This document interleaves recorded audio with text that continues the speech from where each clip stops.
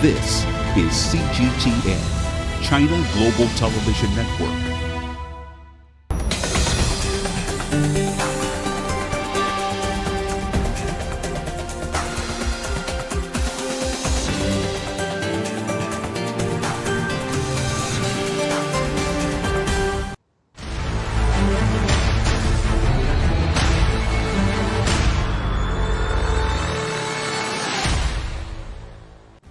Here is our host, Tian Wei. Hello and welcome to the Frontline Virtual Town Hall, a World Insight special production on COVID-19. I'm Tian Wei. China will lift the lockdown on Wuhan starting Wednesday, marking a hard-earned milestone in the global battle against COVID-19. Today, we are joined by frontline doctors, local residents, as well as foreigners who consider Wuhan their home. They reflect upon months of hard battle and to look forward to the next stage of life in Wuhan and beyond. I'm so glad to be joined by Steve Patterson from Minnesota in the United States. He's now in Wuhan. Xu Beibei, professor at Huazhong Agricultural University, also in Wuhan. Sabi Couscous Muhammadu Naziru, who is the PhD student in world economy at the Zhongnan University of Economics and Law. John McGorry, an author at the American Speech Company. Meanwhile, we are later to be joined by frontline doctors. They are Cao Wei, a physician of infectious diseases at Peking Union Medical College Hospital. She's been in Wuhan since the very beginning of the outbreak. And also Zhou Ning, our cardiologist from Tongji Hospital based in Wuhan. First, let's join by four people who experienced isolation in Wuhan but now has been surviving and certainly thriving. Now I want to introduce Steve Peterson, Xu Beibei, Sabi Couscous, and also John McGorry. Hello you guys. Yes. How are you? Let me start by asking Beibei. Beibei, I know you're a teacher of English at your university. You started online courses already. Tell me more about your course. What did you teach your student? Yeah, I'm teaching like a media English and also modern Chinese. Okay. Yeah, and so we started this online teaching ever since the lockdown, right after the Lunar New Year. Okay, and it has been like the 9th week from the start of the online teaching. So what did you teach them? Exactly. What was the first class like? How to read the English journals, okay, and like news from various kind of media, and Okay. also the linguistic aspects of modern Chinese, okay. Sounds like a lot. Are your students encouraged? Sorry, I cannot hear you. Are your students enjoying it?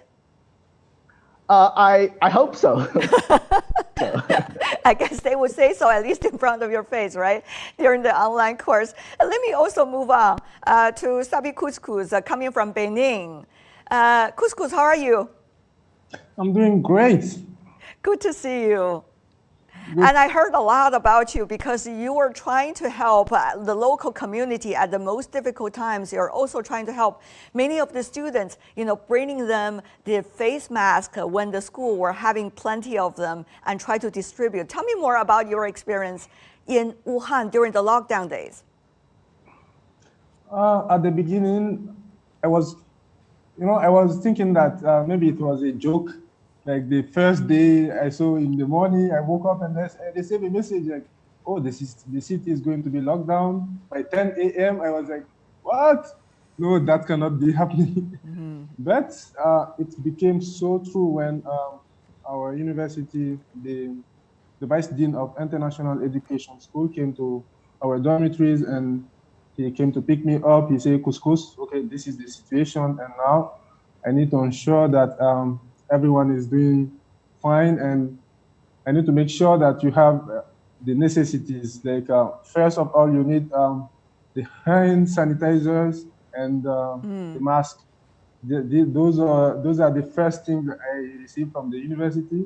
So I helped him to pick them up from from the logistic department. Yes. And everything started there because he wanted to stay, but he has a family and he cannot. He's not living on campus, so he has to go back to university. Everything has to be online now. So I'm in school. I have friends, classmates, and the university staff also have directives, and everyone that actually stayed in campus. It seems like everyone was on board, like without even having a formal meeting of anything. Like, I see. everyone said, "Okay, let's do it," and this is how the mask kept coming in, and we try to coordinate everything. And myself, I will ask you later about how you are trying to coordinate and also contribute. Let me go to also to Steve. Steve, I know you marry a person in Wuhan, so you stay in Wuhan. Wuhan has become your home. I want everybody to take a look at how you've been trying to both kill the time and to support the family during the lockdown by doing cooking and baking. Take a look at this video. Take a look at that. Okay, hello, we're back.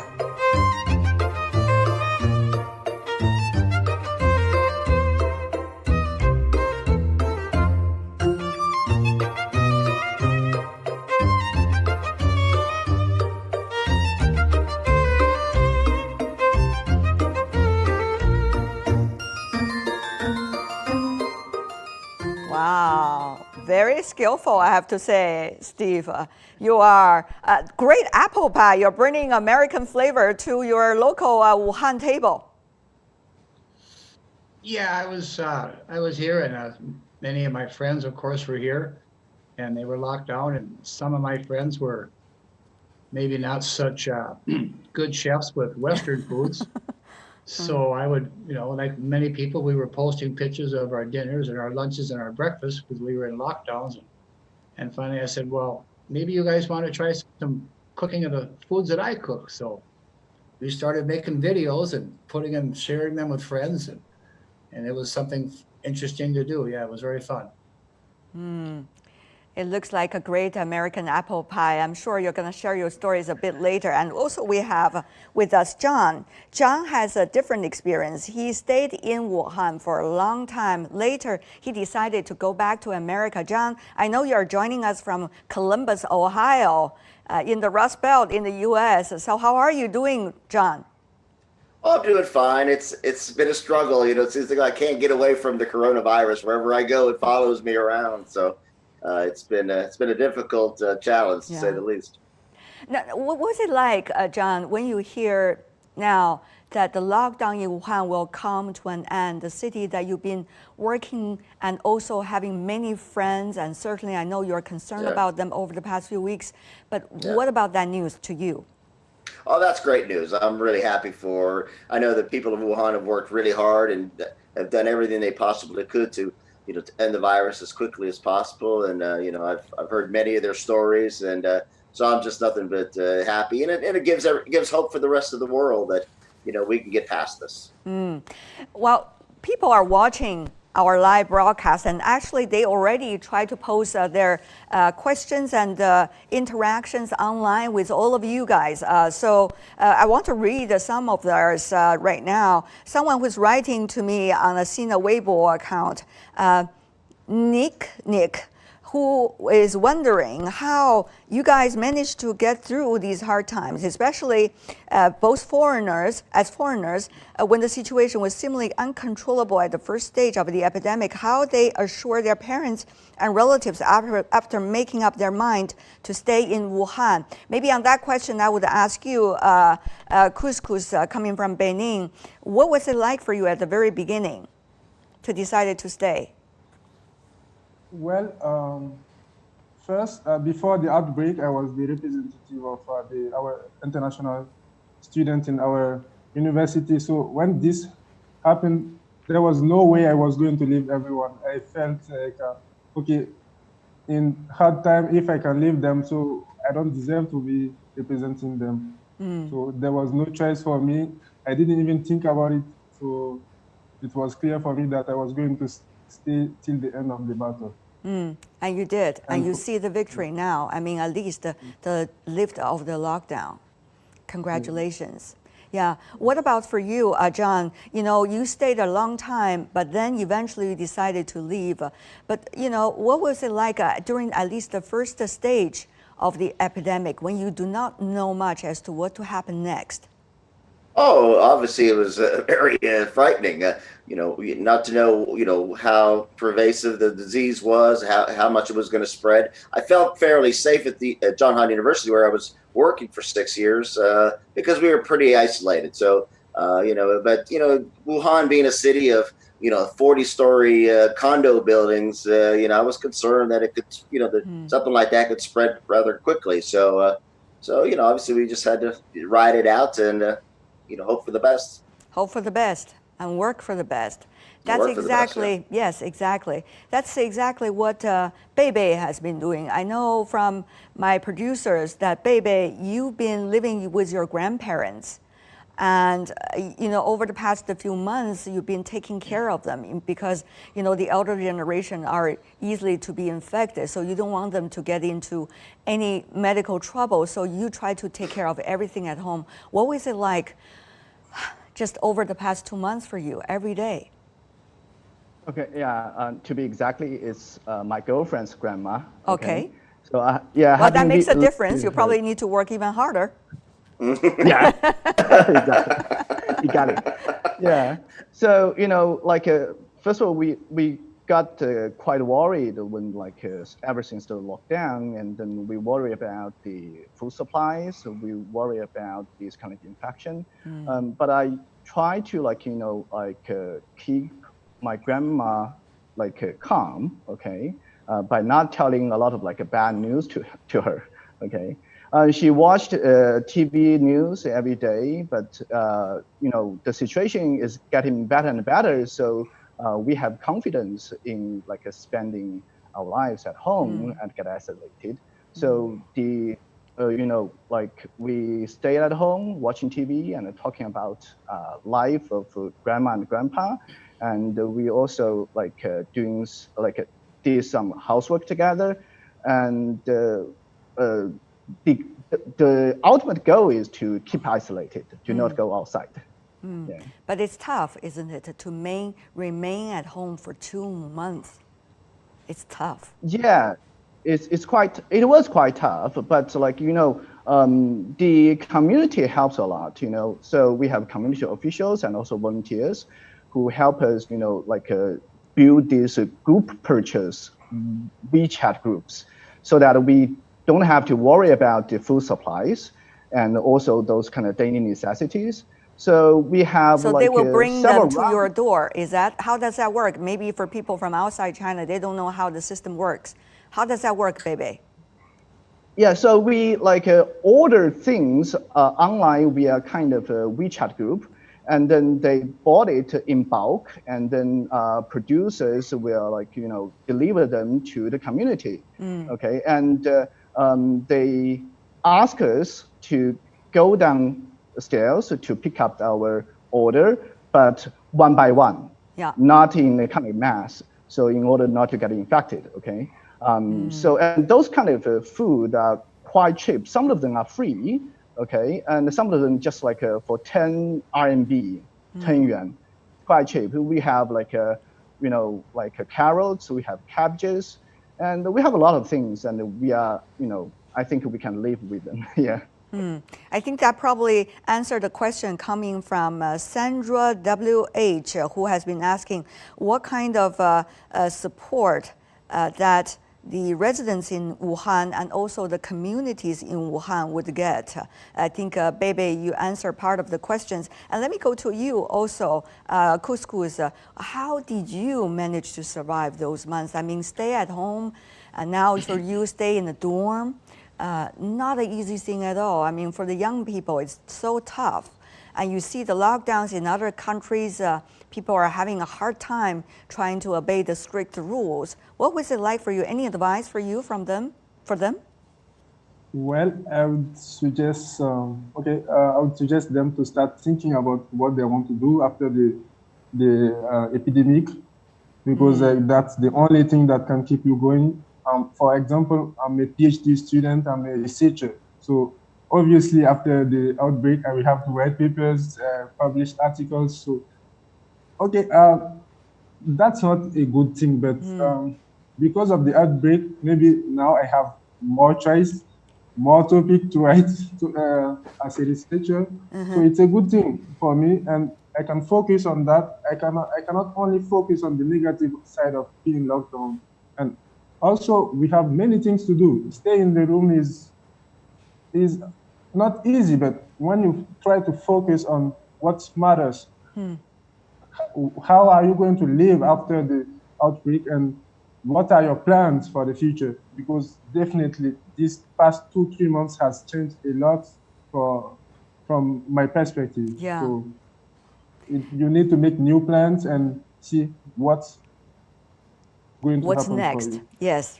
You need to have hope and make sure you have plan for the hope and what's next and try to do it during the process of quote unquote lockdown. And Steve, I want to come back to you. Earlier, we already see you making apple pies, but you cannot make apple pies 24 hours a day. So what was it like for you in the lockdown? Now we can laugh at it, right? I mean, the hard time has been in our past, but still during those times, extremely difficult. Tell me how you try to manage it. Yeah, it was somewhat difficult because I don't understand the Chinese television, and but I can say that the community was very helpful with getting us food. I had great support online with my friends here that were also in the same situation, and it was a situation where you had no choice. It was either try to be happy, try to occupy your time, play some music, practice your guitar, do different things, and you just made the best of it. Talking about guitar, we're going to let you to play a little bit of your music at the end of this discussion. We're going to leave it for the last minute, by the way. But for now, also, John, you know, even to hop on that plane to go back home to America, it was a difficult choice for you. And also, I know there were a lot of saga in order to obtain a ticket in order to get onto that plane. Even getting back home, you also have suspicions and curiosities coming from neighbors about what you went through and whether you were healthy to be with. So, John, what was it like for you while you were also thinking so hard about your friends in China? Oh, yeah. I mean, it took me from the moment I left my apartment in Wuhan to the time I got to San Diego, it was 37 hours. You know, and yeah, you're on a plane with, you know, 200 people, probably 50, 60 small children. You know, you knew some people were not feeling well. You know, so there was a lot of struggles, and you know, and you're torn. I felt bad leaving my friends behind in Wuhan. I felt somewhat like I was leaving them behind. You know, so, you know, but we soon found out that we're all in this together, people in Wuhan and people in Columbus. We're all in the same boat on this. We all have to, you know, we're all concerned about every people that we love. And, you know, and so what I'm doing with my time, I'm writing a book about it. You know, I'm sort of devoting my attention to, you know, thinking about, you know, what's gone on in Wuhan, and also hear back more about Wuhan though. Yeah, I know that your state now, Ohio, is also claiming the emergency because of COVID-19. Yes. We hope for the best of the people there. Do extend our greetings to them and our appreciation for their support for us as well. Steve, but you decided not to go. What do you make of John's choice, and what do you make of your choice to stay? Oh, there was a lot of different thought process put into that, because I just arrived back into Wuhan in early January. And where I'm from is a very, very cold state, so I wasn't too eager to stay there. When I came back and then things started to happen, like you had mentioned, it was a little bit difficult to obtain who do you talk to about getting a ticket and what's going to happen if I go home. And there was also, like John said, the leaving people behind in Wuhan. I felt like I would be abandoning my family and my friends. And I have several expat friends here that said, no, we're going to stay here in Wuhan, and we're going to get through this together. Yeah. And at that point, I just decided, not knowing it would be 2 months, but I just decided, no, we're going to stay here with my wife and her family, and we're going to get through this. And yeah, so now I still think it was a good decision. I'm very happy with what I decided to do. I guess Yeah, now. I just want to say about that, about myself, is that I had already resigned. I was going to come back to America and deal. I've got 4 grandchildren. I was going to come back, so I was going to leave, and then all of this came. So I didn't. My visa was up. I pretty much had no choice. I had to come back to America. Got it. So.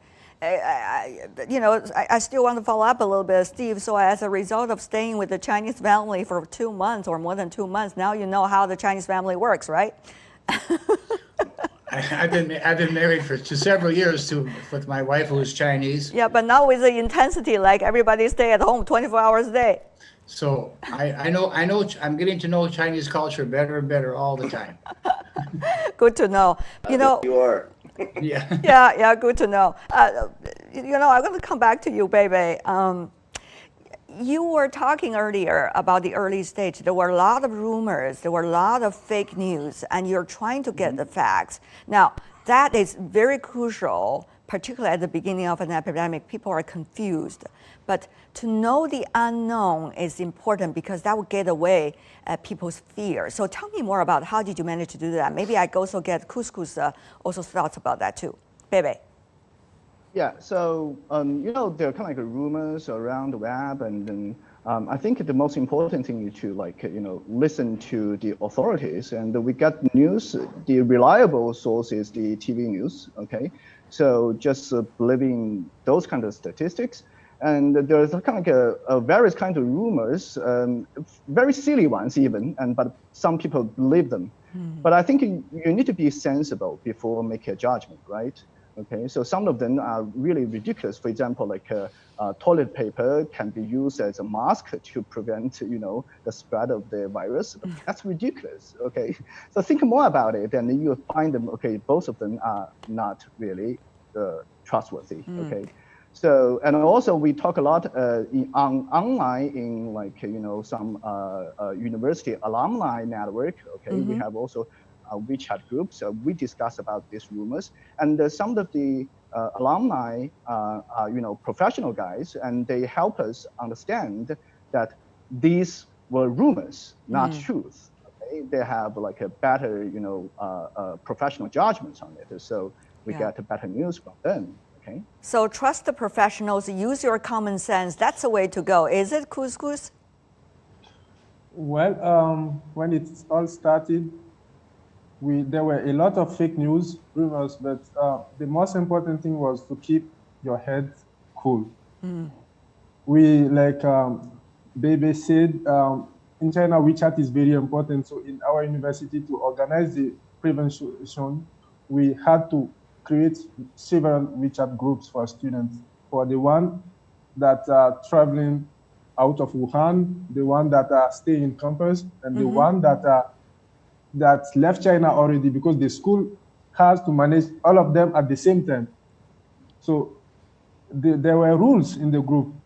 We are like a big family. So the teachers will try to explain to us, these are fake news. And in this kind of time, people are scared. And some people try to make a living out of it. They try to create a chaos out of it. So you have to keep your head cool, and if there is anything you want to talk about, you can write in this group and share with us. We will tell you if it's fake or not, and we are sending you the official website where you can get the news. And every single day, the university will also send us news about the numbers. So in our group, we basically follow China Daily, Remin Ribao, and these kind of papers where we can get official information. Got it. So you, in a way, get it disinfected, the rumors, right? Through the communication with the others. That's a good way to go. And keep your head cool. Very great advice. I also want to ask some questions coming from our viewers. By the way, if you have any questions from CGTN Facebook and Twitter followers, please feel free to ask, and also ask our questions to our Facebook account and also Twitter account, as well as a Weibo account. There's something already going on at the Weibo account, quite a number of questions. So maybe I go to you about that, Steve. Do you have friends, Steve, there in Wuhan got infected after all the hard times? Do they have a new understanding of life? Steve, this is coming from Shirley, who's asking from online, from Weibo. Yeah, actually, I had three family members here who are Chinese. Two were mildly infected, and one was very, very serious. We were very worried about him, just about lost him. But We are probably having some difficulties reaching Steve now. Steve will probably later gonna help us to understand, because we're doing this on Zoom, so sometimes internet connections will be a challenge. So let me go to you also, John. There is one question for you.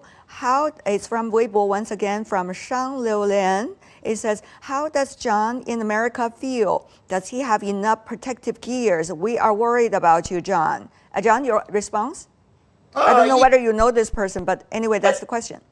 Yeah. It's so much different here in America. When I was in Wuhan, everybody wore masks all the time. Anytime anybody went outside, you had to have a mask. In America, they have not done that. And so, they try to save the mask for the hospitals and the caregivers. So, generally, we don't wear masks. I have some, but I have started wearing one. Now they're starting to come around to more the way the Chinese operated. Wear a mask, it's safer. Yeah. But there aren't enough masks for all the people here, no, without question. We understand that there is a shortage of medical supplies there, but I think it is recommended now by the US CDC to wear a mask. So I guess people want to know how you're doing, John, from this part of the world, and we hope we will be able to help you if you need some help from this part of your friends. Thank you very much. And where can you see Steve coming back? Steve? Yeah. Go ahead with your answer. Oh, okay. Yeah, I had family members here that were ill, and I'm so happy now that they've all recovered and they've all been released. And I think some of them now, even though, and then what I've seen, I really have a great appreciation of how things were taken care of. My niece was very surprised at the isolation hospital and the good food every day and the good care. So it really raised my respect level. I've always had a lot of respect for China, but it was a wonderful, wonderful thing to see. And I'm so happy that everybody recovered so well and now is doing just fine. Yeah. There are a lot of things we could have in mind, and also to communicate with one another. Time is very limited. I know every one of you who has gone through 2 months of very different experience of quote unquote a lockdown in the city will look at things, yourself and life, possibly in a relatively different light. So I want to ask you, without being philosophical, what are you looking forward to after Wednesday, when the so-called lockdown in the city will be lifted, and you can feel free to travel, you can interact with your friends, not just online like we do now, but offline, in real person, even though you need to still have the mask on. What is it going to be like for you? What do you want to do most? Baby, you've been smiling when I'm asking that question. It seems that you have a lot to share. You only have 1 minute and less to share. Okay, go ahead. Okay, I just feel relieved, and then I just want to meet my girlfriend in person. Okay, it has been 2 months since our last meet. Okay, so I really want to meet her. Okay, I love her. And also, I want to go to my school if the school permits, okay, to do something in my office, okay. And also, I would like to meet my students. I hope the university will open soon, okay. I hope so. I miss them so much. Miss your girlfriend. You're gonna see her. We wish you the best, of course, to that sweet moment, and also seeing your students later when the school will be open. That would be wonderful. I'm already feeling it for you. Couscous, what about for you? Well, this is an early birthday gift for me, as 7th of April is my birthday. So I'm quite happy that on 8th I can go out. But most importantly, it's not about the going out. I love playing football. Yeah. I want to be able to to play football very soon. I know it's not possible for now, but very soon I hope I can do it. Most importantly, I want my friends, the teachers from International Education School, which I consider like family, to be able to come back, and so that we can go to class and I can be with my friends, because that's the most important thing. I'm living in a foreigner country and this is my support system.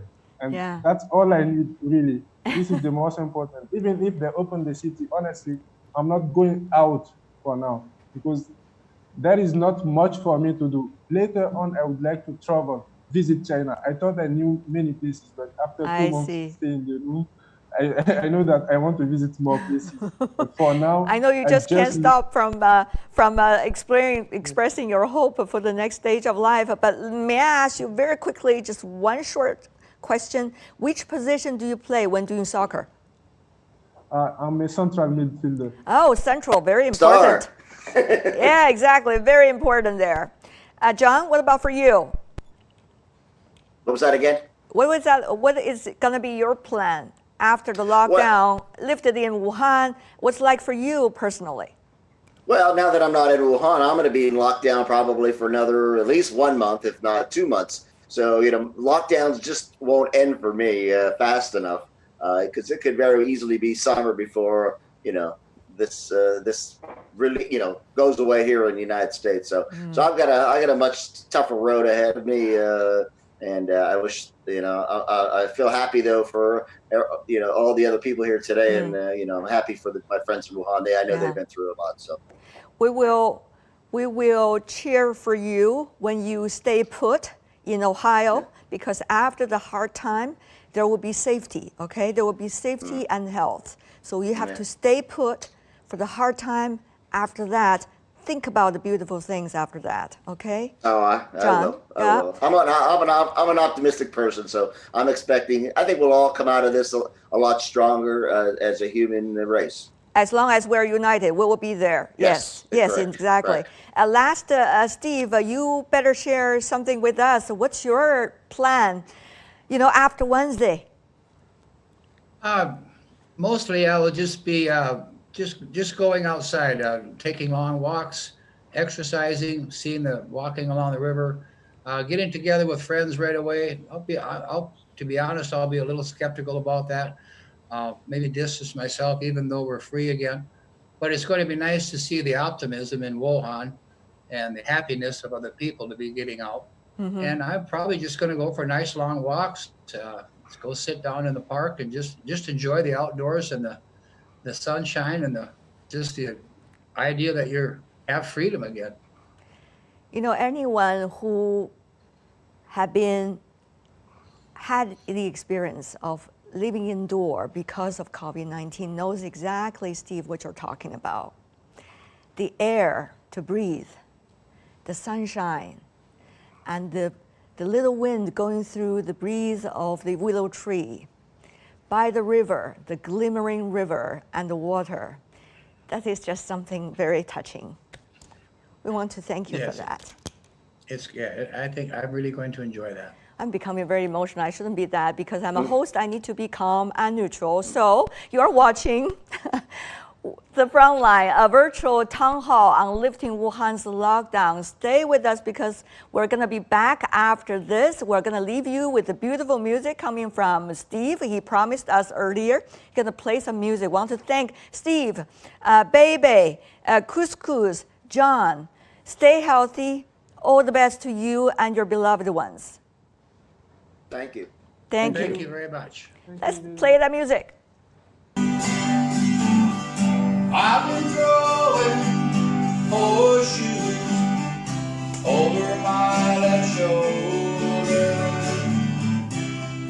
I spent most all of my life searching for that 40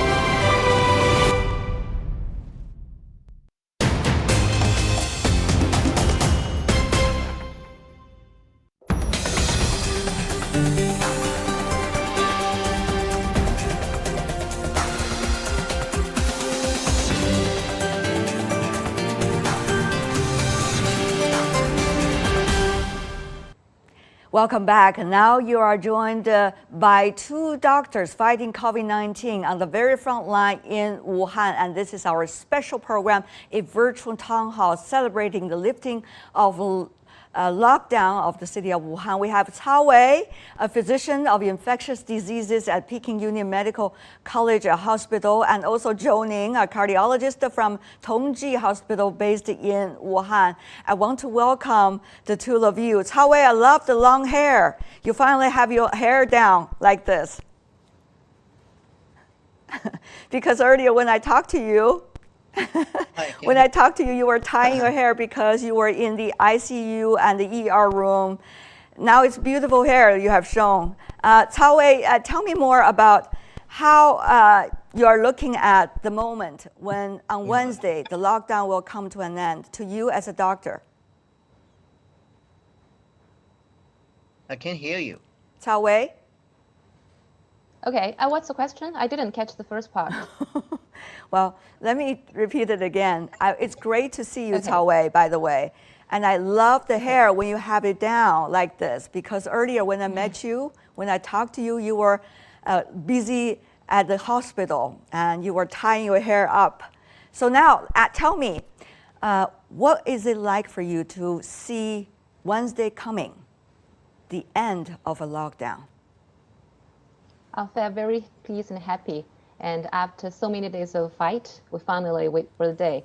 But it's not the end of the COVID-19 fight in China. We still have to keep our eye on and be alert for the future things, to see how things will go.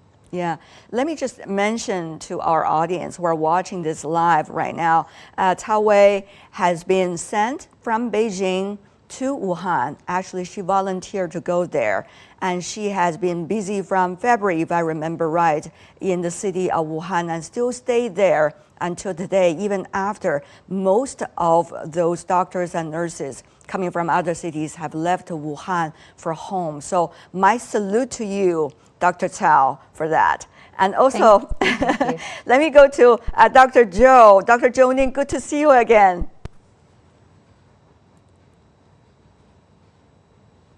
Dr. Zhou Ning, can you hear me? Yeah, I can hear you. Yeah, Wonderful. Thank you. Thank you for the invitation. You know, one of the things I got to know you is because you were earlier infected by COVID-19. After survived the epidemic yourself, you came back to work and work at the ICU, the toughest place in the fight against COVID-19. So tell me more about what does Wednesday lifting of the lockdown mean to you? That means I'm free. So, you know, as the lift of the lockdown of Wuhan city, we already finished my I already finished my job and my works in the ICU ward of the COVID-19 patient, and now I'm in a 2 weeks quarantine. And then, if I am healthy, it means I'm not affected by the virus, I will go back to my general regular work in my hospital. Yeah. How many days do you still have? How many days do you? How many days do you still to have in the quarantine? How many days more? 14 days. So you still have 14 days. No, not 10 days. I already have finished 4 days, and then not 10 days. Okay, 10 days to go, right? You were gonna see your families. Wonderful, wonderful. Yes. But tell me more from both of you. What was it like in the hospital? What is it like now in the hospital of Wuhan where you are? Let's just go to Dr. Cao first. I'm actually working in the Sino-French campus of Tongji Hospital, and we are managing the patients in an ICU department. So right now, although most of the patients have already been discharged from the most designated hospitals in Wuhan, we still have about 300 also critically ill patients in the whole city of Wuhan. And we are still having patients in our department. So basically, we will continue to take care of them, and hopefully part of them will have the opportunity to recover. Okay, and what about the severely ill patient? Are they are they having a bigger chance of surviving through the ICU and through the treatment? Dr. Cao, very briefly. We will try our best to make every effort for them. But once the patient has entered into the ICU, a proportion of them actually are at a very critical phase. Yeah. And actually, they are facing a high incidence of mortality. Yeah. Dr. Zhou, I know you were also earlier before this working in the ICU. We all know the death rate in the ICU could be 50 to 70%, no matter which country we're talking about right now as a result of COVID-19. So what is your biggest worry and concern at this moment for your patients? Right now, our hospital is already closed because all of the COVID-19 patients are already transferred to the Central French city campus of Tongji Hospital. That's where Dr. Cao working now. Yeah. So we already finished our job so far. And my concern about this patient is the treatment of this very severe, the critically severe patient in the ICU ward. You know, the key to reduce the mortality rate of the COVID-19 patient is our work in the ICU ward. That's, most of the deaths came from the ICU ward. So that's the problem. That's the key to reduce the death. It is really the key there. We have questions coming from our viewers, both online and also throughout our social media platforms. For example, this is Luo Bin Peng Gary coming from Weibo asking, as COVID-19 is under control nationwide, lots of citizens from Wuhan will leave Wuhan or go back to Wuhan to resume their work. How do they feel when they go back? What should they be careful about? Are you concerned about their health? Should there be discriminations against them as a result of being from the epicenter? So maybe Dr. Cao, you want to take that question? Yeah, actually, people are gradually getting back to work and maybe later to school, and the society, the life of society will gradually go back to normal. And during this phase, we still have to pay attention to what we have been practicing during the past 3 months. Pay attention to our hand hygiene, keep social distancing, and also wear masks when needed. Still have to pay close attention to our own health, because although the domestic cases has almost decreased to zero or about the error level, we have probably noticed from the news that the imported cases and most importantly imported asymptomatic infected patients should bring huge challenge to the whole society, to the current status of China. So we should keep close eye and be alert for that. Right. Asymptomatic cases as well as imported cases are the biggest concern so far. Dr. Zhu, your thought?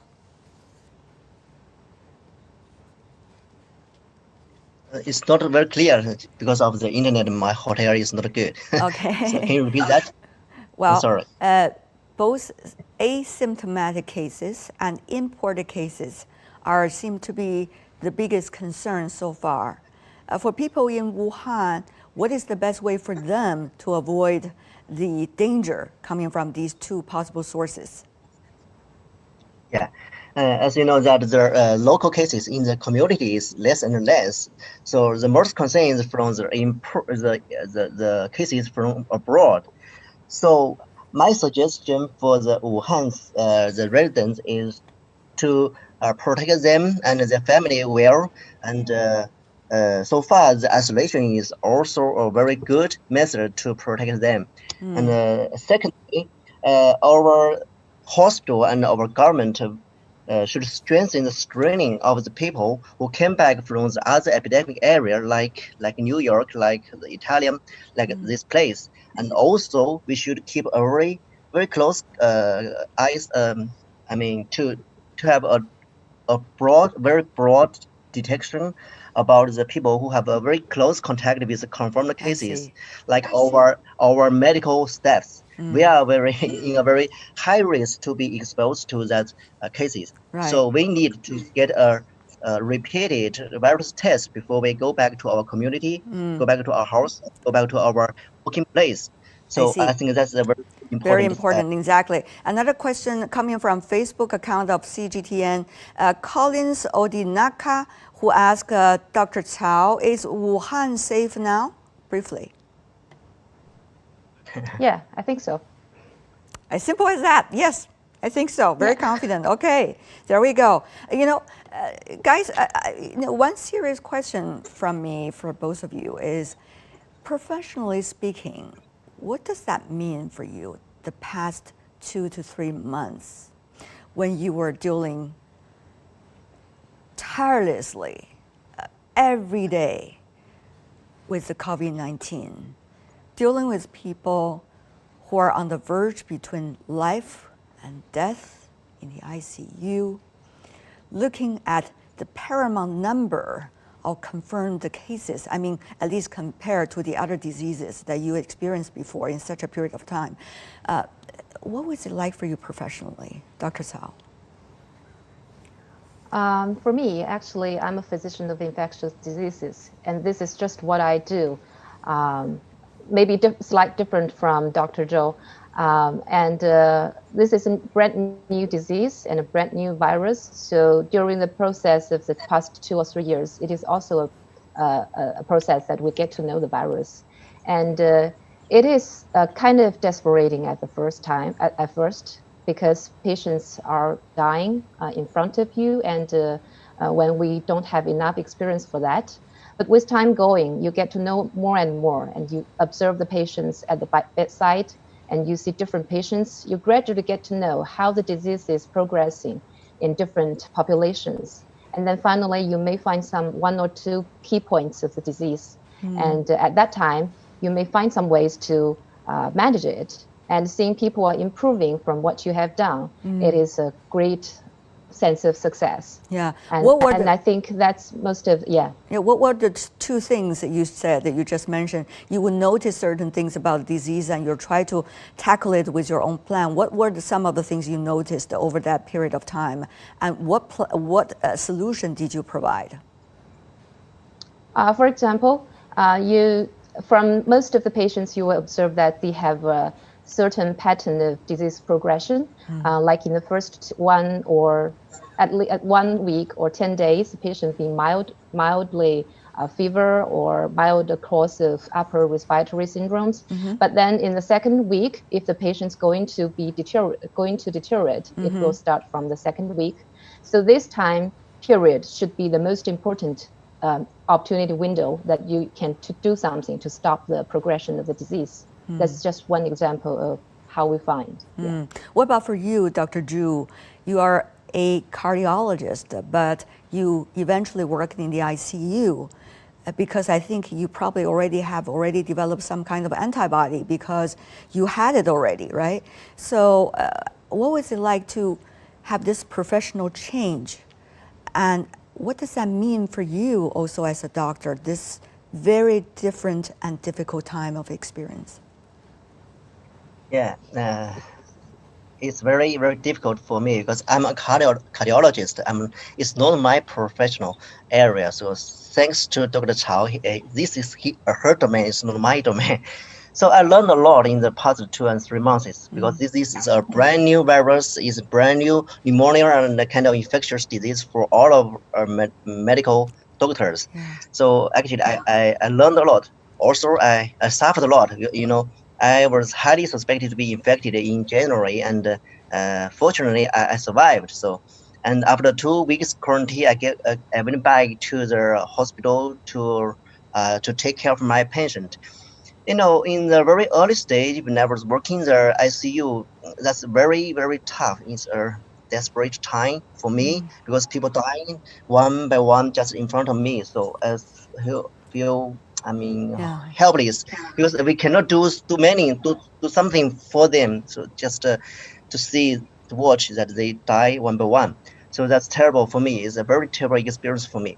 But after the 1 or 2 weeks later, I and my team and myself, get some experience about this virus. And we did some ECMO work. You know, the ECMO is maybe the last choice for those very critical ill patients. And we did 6 ECMO cases, and finally 5 of them survived. So I feel very proud of this work because I can save some patients. And yes, our team did to save some patients. So for me, it's a very valuable experience in the rest of my whole life. And I think we will never encounter such a terrible virus in the future. I hope so. Thank you. We hope so too. Finally, before we go, if we still have Dr. Cao with us. Dr. Cao, are you still with us?